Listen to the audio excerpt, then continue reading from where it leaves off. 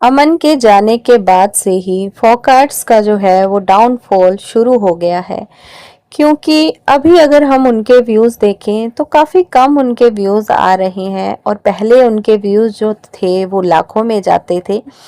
जब भी वो प्रैंक्स करते थे उनकी वीडियोस जो है वो वायरल्स भी जाती थी। लेकिन अभी अगर हम उनका देखें तो किसी वीडियो में 1 लाख तक, किसी वीडियो में 80,000 70,000 इस तरीके से व्यूज़ आ रहे हैं और फिर वो धीरे धीरे करके जो है वो 1 लाख तक पहुंचते हैं। लेकिन पहले होता था कि जैसे ही पब्लिश की जाती थी वैसे ही अच्छे खासे व्यूज़ आते थे।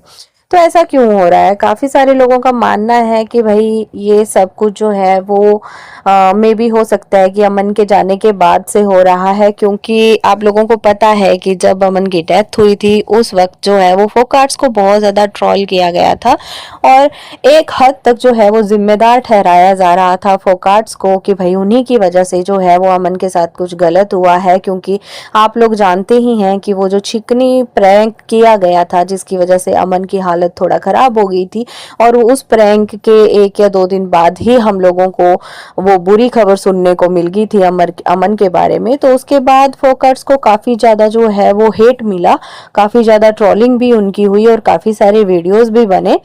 तो उस वक्त पे मैंने भी वीडियो बनाया था। मैंने तो यही कहा था कि ऐसा प्रैंक करने से किसी का मतलब इतना बड़ा नुकसान नहीं होता कि कोई जान खो दे अपनी, लेकिन फिर भी सच क्या है ये तो हम लोग नहीं जानते।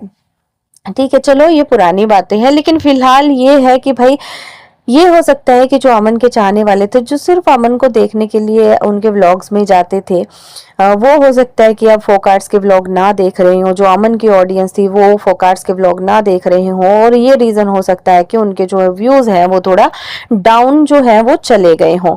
बिकॉज इनका जो फैमिली कंटेंट है उस पर तो व्यूज़ बहुत कम ही आते हैं। जो ये प्रैंक वगैरह की वीडियोस बनाते हैं उस पे थोड़े बहुत इनके अच्छे खासे व्यूज़ जो है वो आते हैं, लेकिन फिर भी जो है वो कुछ लोग अवॉइड कर रहे हैं इनके व्लॉग्स देखना।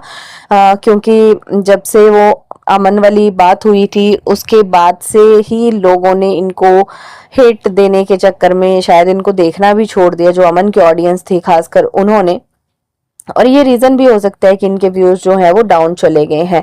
इसके अलावा पहले जैसे इनके व्लॉग्स आते थे उस तरीके से अभी इनके व्लॉग्स आ नहीं रहे हैं, तो शायद पब्लिक जो है वो इंटरेस्ट नहीं ले रही है इनके व्लॉग्स में, इनके प्रैंक्स में। तो ये भी हो सकता है कि भाई इनका जो है वो थोड़ा सा डाउन जा रहा है, जो भी इनका व्यूज़ का चक्कर है। और बाकी इतना बड़ा इशू जब हुआ था अमन के टाइम पे तो बहुत सारे लोगों ने बहुत सारी बातें बनाई थी और बहुत कुछ कहा था।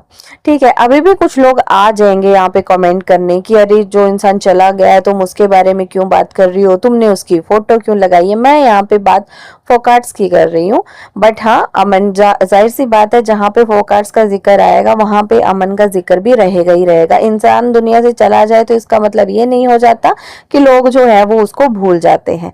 ठीक है, तो ऐसा बिल्कुल नहीं होता। और रही बात की उनकी फोटोज लगाने की या फिर उनका नाम लेने की, तो अगर इतना ही है तो फिर भाई जो फोकट्स के चैनल पर इतनी सारी वीडियोस जो अमन जिसमें अमन है जो पड़ी है वो भी हटवा दीजिए आप लोग, तो फिर हम लोग भी बोलना जो है वो बंद कर देंगे। तो कोई भी यहाँ पे आके ये कमेंट तो मत करना कि भाई फोटो क्यों यूज करी है, उसका नाम क्यों ले रही हो, उसकी बात क्यों कर रही हो।